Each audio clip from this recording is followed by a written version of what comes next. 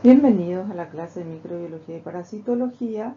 En este bloque estaremos desarrollando micosis superficiales. Las micosis cutáneas superficiales se caracterizan por aquellas infecciones que se dan a nivel de la piel, las mucosas o anexos cutáneos, como por ejemplo pelos y uñas, producidas por diferentes especies de hongos.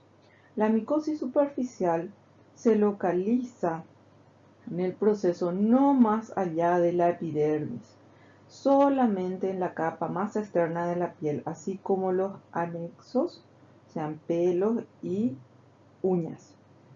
Dentro de este bloque clasificamos como saprofíticas a los hongos que invaden la epidermis, como en caso de pitiriasis versicolor y dermatitis seborreica, candidiasis, aquellas infecciones de la piel y mucosas que se dan por Candida spp, y dermatofisias o tiñas, como los hongos que afectan tanto la epidermis como las estructuras con queratina, sean uñas o pelos. Tíneas, por ejemplo, capitis, corporis, herpes circinado, cruris, manum, pedis o piedra atleta. Aquí podemos observar una clasificación más amplia de las micosis superficiales, pudiendo ser estas enfermedades que producen, por ejemplo, la dermatofitosis o tiñas causadas por dermatofitos, las candidiasis o leburosis causadas por cándida, la pitiriasis versicolor causada por Malassezia furfur o Pityrosporum, la tiña negra causada por Ortaea wernicki y la pietra causada por Piedraia ortai o piedra negra y Trichosporum, piedra blanca. En cuanto al tratamiento, pueden utilizarse aquellos fármacos de uso tópico donde se tienen buena respuesta. Los antifúngicos tópicos versus los sistémicos son menos efectivos, indeseables y tienen menor costo económico. Los pacientes inmunocompetentes, aquellos que presentan lesiones localizadas y escaso número, realizan un tratamiento tópico. Los pacientes inmunodeficientes, con lesiones extensas y diseminadas como tiñas de áreas pilosas, onicomicosis con extensa afección ungeal o ante fracaso del tratamiento tópico, entonces se busca un tratamiento sistémico. 5 grupos de fármacos terapéuticos tenemos como fármacos antifúngicos. Los antibióticos poliénicos, como el caso de la anistatina, los imidazólicos como miconazol, clotrimazol, ketoconazol, tioconazol, sertaconazol, econazol, bifonazol, oxiconazol y everconazol. También tenemos el grupo de las alilaminas, como terbinafina y naftifina. Y también tenemos el grupo de los dimetil morforolinas y ciclopiroxolamina. Pitiriasis versicolor, o también denominada tiña versicolor, es una infección superficial de la piel que tan solo da importancia cosmética. Es una infección fúngica superficial no inflamatoria muy prevalente, causa desequilibrio de la microflora cutánea normal y se coloniza en el estrato córneo por hongos lipofílicos del género Malassezia furfur. Las lesiones son maculosas de diversa coloración. Generalmente son hipo o hiperpigmentadas, por eso la palabra versicolor, y tienen una descamación muy fina, purpurácea. Se distribuye un medio superior al tronco, puede ser en el pecho, la espalda, el abdomen, la parte próxima a los miembros, las glándulas sebáceas. Tienen una alta tasa de recurrencia.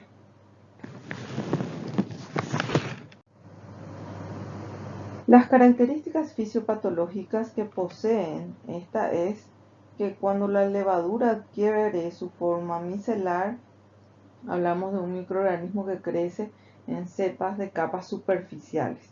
Los factores predisponentes serían el calor, la sudoración, mayor actividad de las glándulas sebáceas, ropa sintética, el embarazo y corticoterapia.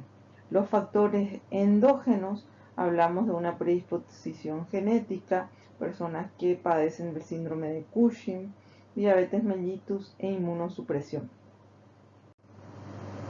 Entre la clínica podemos ver lesiones maculosas, redondeadas o ovaladas de 0.2 a 1 centímetro, son indoloras, tienen coloraciones variables, pueden ser hiperpigmentadas, eritematosas, están localizadas generalmente en el tronco, cuello, brazos y abdomen, y están cubiertas por descamación muy fina.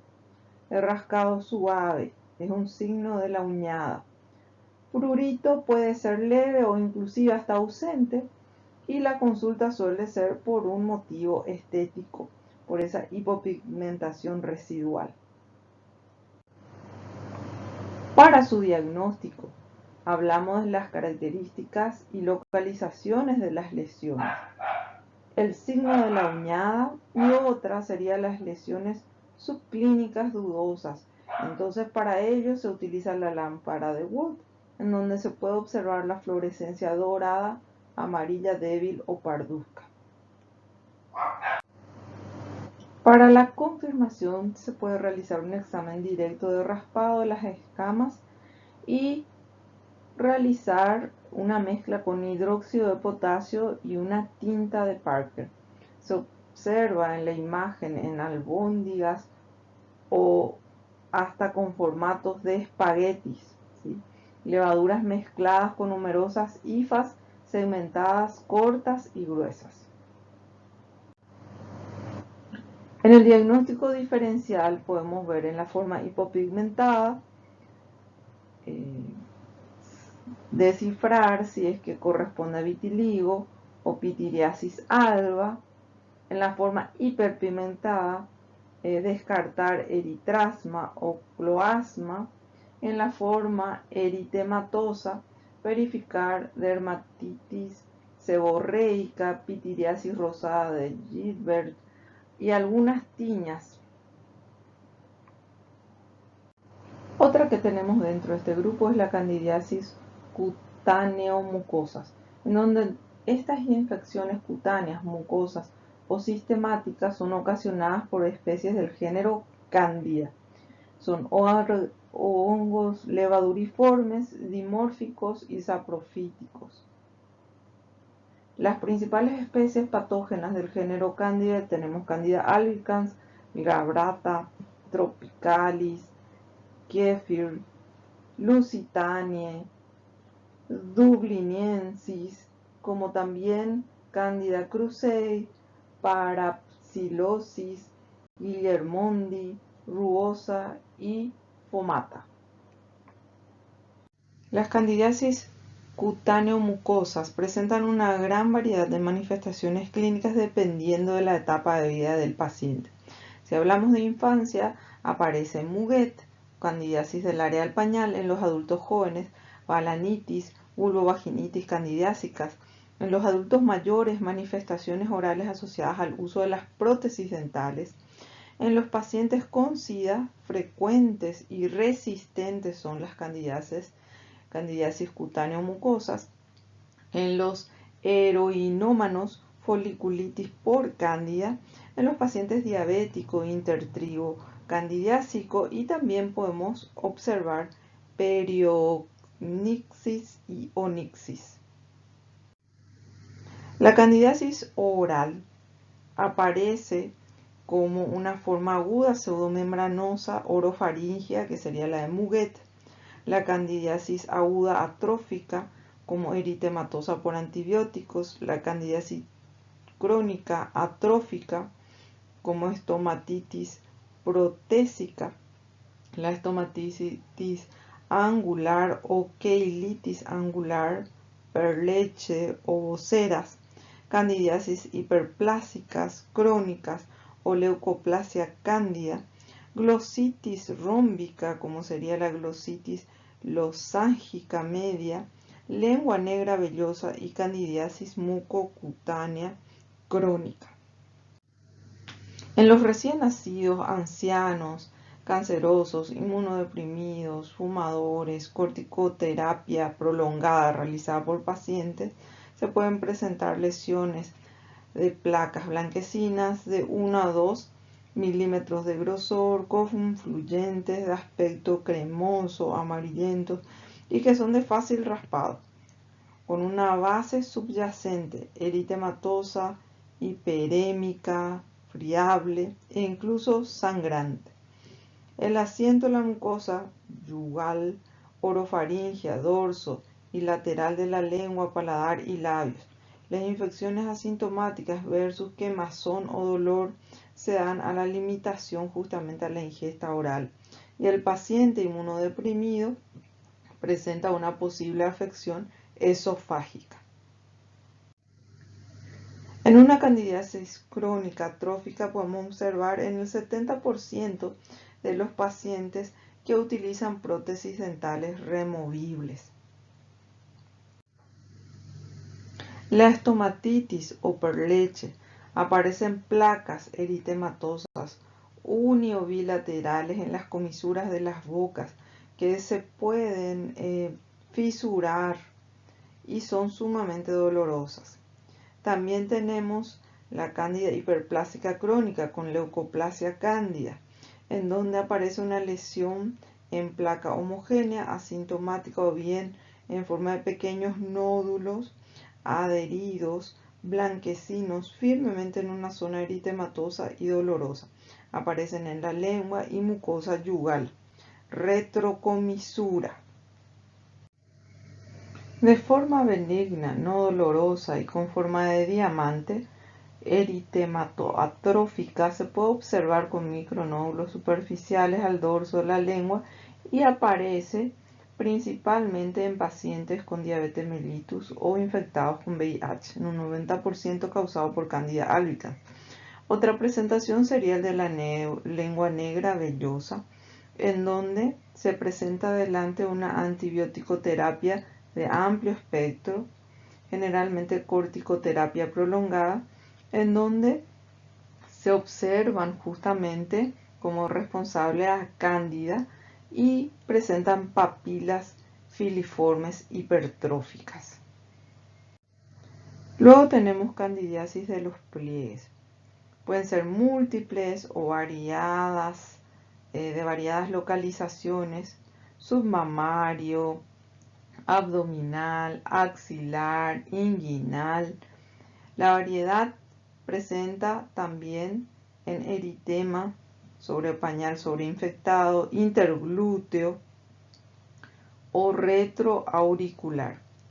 Se favorecen por la falta de higiene y la falta de ventilación y humedad que es mantenida. Se presentan una especie de vesículo-pústulas en el fondo del pliegue. Hay una extensión progresiva, simétrica de ambos lados del pliegue y las lesiones se rompen como una placa ligeramente eritematosa, húmeda, brillante, ligeramente con zona limítrofe, descamativa y de lesiones satélites subyacentes, con una posibilidad de fisura que se puede dar de fondo. Luego tenemos las dermatitis de pañal, en donde se da una oclusión del pañal y humedad de la zona, más el uso de emolientes y contaminación fecal, que son los factores que favorecen a que la zona se sobreinfecte por cándida. Es característico la presentación de una placa eritematosa central con pústulas de satélite en los bordes de las placas. Candidiasis anogenitales. Puede ser del tipo mucosa no queratinizada genital, como el caso de vulva, vagina, glande. Puede presentarse una vulvovaginitis con eritema, más edema e inflamación de la vulva, de la vagina, más un intenso prurito y presentan unas placas adheridas a nivel vulvar, vaginal o cervical con lesiones vesiculares pustulosas, intertrigo, perineal. Puede presentar un exudado blanquecino amarillento, leucorrea cremosa, más o menos intensa y con formaciones grumosas.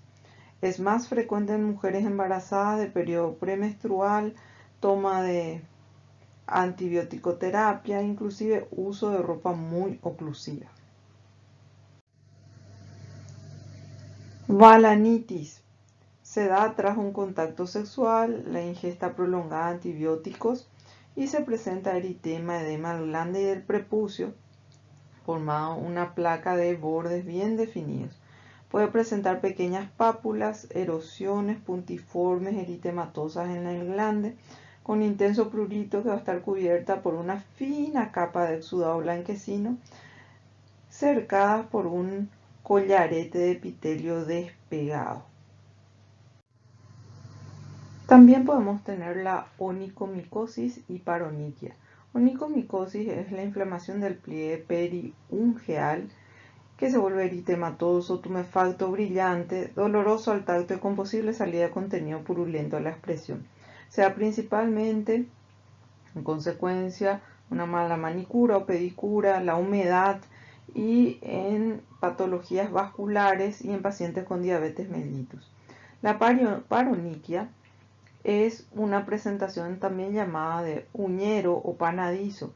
Es una infección de la piel que se da alrededor de la uña, de la mano o del pie y generalmente se suele hinchar, enrojecer, doler, pudiendo formarse hasta una ampolla llena de pus. Entonces, suele afectar la uña del borde lateral o proximal con afección ulterior de las partes blandas adyacentes con extensión progresiva al resto de lo que sería la uña, con desplegamiento de la lámina ungueal u onicolisis laterodistal, con matidez de tonalidad amarillenta o verdosa. El tratamiento. Para el tratamiento de las candidiasis mucocutáneas tenemos que como infecciones oportunistas requieren factores predisponentes desencadenantes.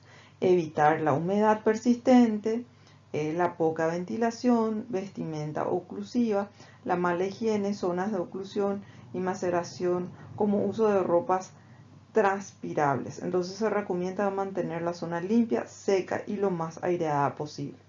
Una buena respuesta al tratamiento tópico se da con los fármacos como nistatina, imidazoles, alilaminas y ciclopirox durante más o menos de 5 a 7 días, de 3 a 4 meses, en el caso de la paroniquia.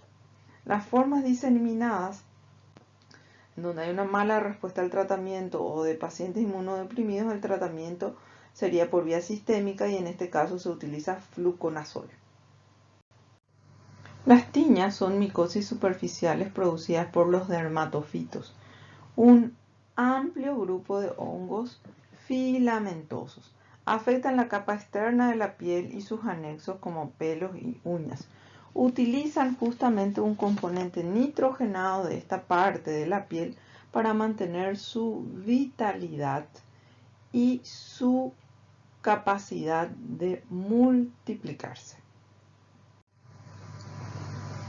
Tenemos en este grupo la tinea pedis, haciendo referencia a la tinea que afecta a los pies, la tinea manum, que afecta a manos, la tinea cruris, que afecta a la ingle, tinea capitis, cuero cabelludo, tinea corporis, cuerpo, tinea unguium, uñas y tinea barbae, barba. Como agentes etiológicos tenemos 3 géneros sumamente importantes: los Microsporum, los Trichophyton y los Epidermophyton. En cuanto a la etiología, tenemos que los antropófilos son los que pueden vivir en el hombre y su transmisión es de ser humano a ser humano por fomites o directamente. Los geófilos o telúricos suelen vivir en el suelo pero pueden transmitirse entre humanos y animales. Y los zoolófilos son los que habitan en animales de cualquier especie y se pueden transmitir entre humanos y humanos y, en todo caso, entre humanos y animales. En cuanto a su patogénesis, tenemos que deben de pasar por 3 etapas: la adherencia, penetración y respuesta del huésped. La adherencia se da cuando se adhiere al tejido resistiendo temperatura, humedad, rayos UV y llega a competir con la microbiota de nuestro cuerpo. En cuanto a la penetración, para poder penetrar y germinar rápido, para no ser eliminadas, secretan unas lipasas, proteinasas y enzimas de maceración importante. Y la respuesta del huésped depende del sistema inmunológico del huésped para la eliminación o propagación de este hongo. En cuanto a su patogénesis, tenemos factores predisponentes como humedad, calor, diabetes, el uso de corticosteroides, calzado cerrado y la mala higiene. En cuanto a la tiña de la cabeza, afecta más a los niños y predomina en las zonas rurales en donde el estrato socioeconómico es bajo. También se puede observar en animales domésticos como gatos y perros. La tiña de cabeza puede tener 3 tipos de parasitación. Una es la ectotrix, otra es la endotrix y otra es la fábica. La ectotrix hace referencia a las esporas que se encuentran por fuera del tallo piloso, en la superficie de la corteza del cuero cabelludo. El endotrix representa las esporas que se encuentran dentro del tallo piloso y dejan libremente la corteza, pero debilitan la estructura de forma que el pelo se rompe muy cerca del cuero cabelludo. Y la fábica es el tipo de invasión en la que se observan hifas anchas y cortas intracapilares y los tarsos fábicos y espacios de aire entre los pelos, pero no se encuentran esporas en el cabello que se mantiene largo.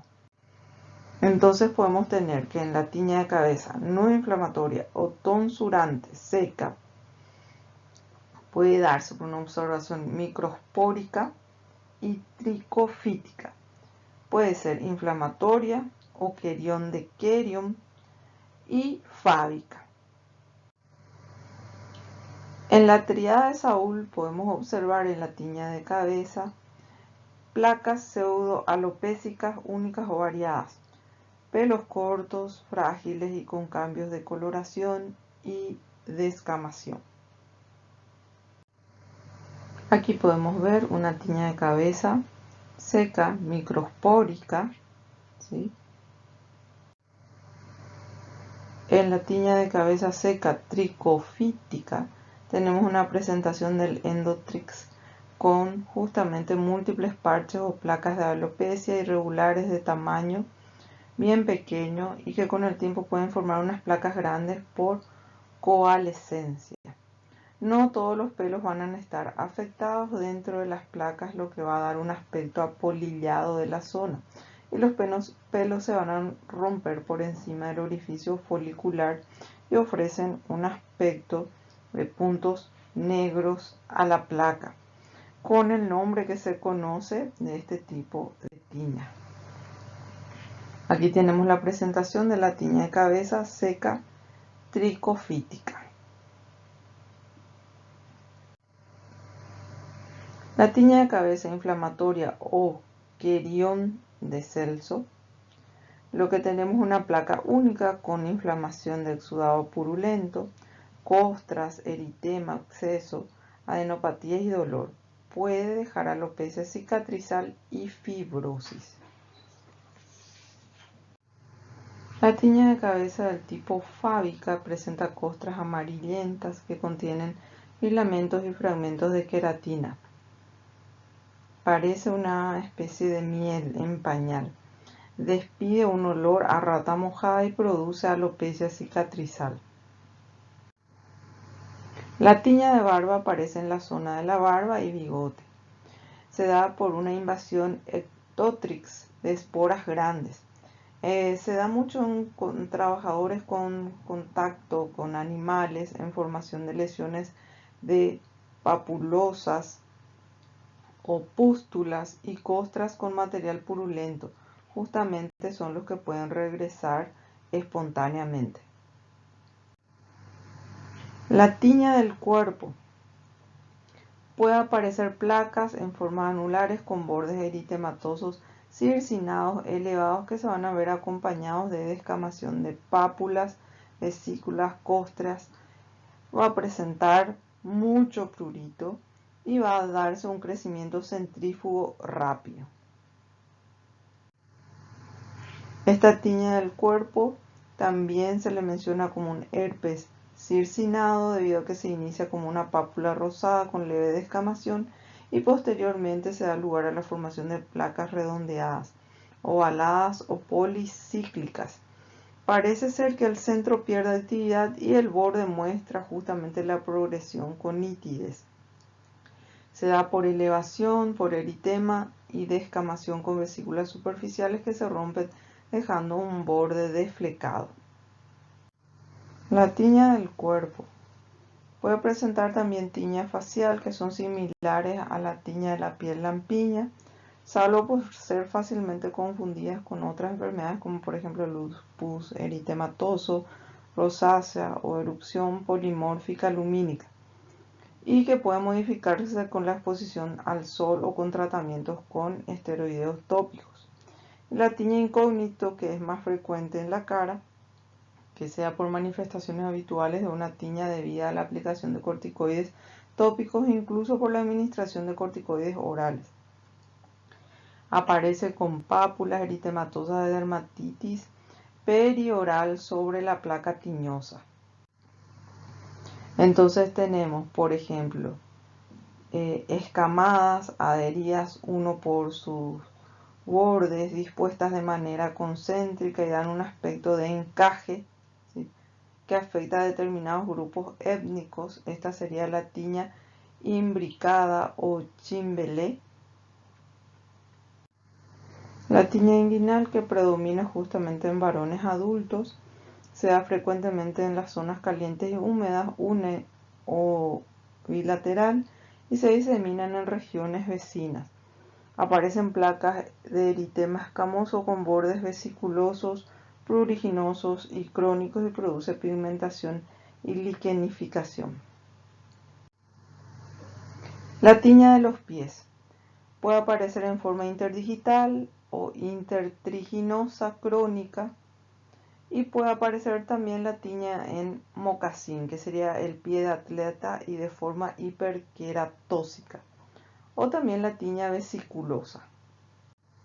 Podemos ver aquí la tiña de los pies interdigital entre los dedos, hiperqueratósica, que se presenta justamente entre dedos y hacia el sector plantar,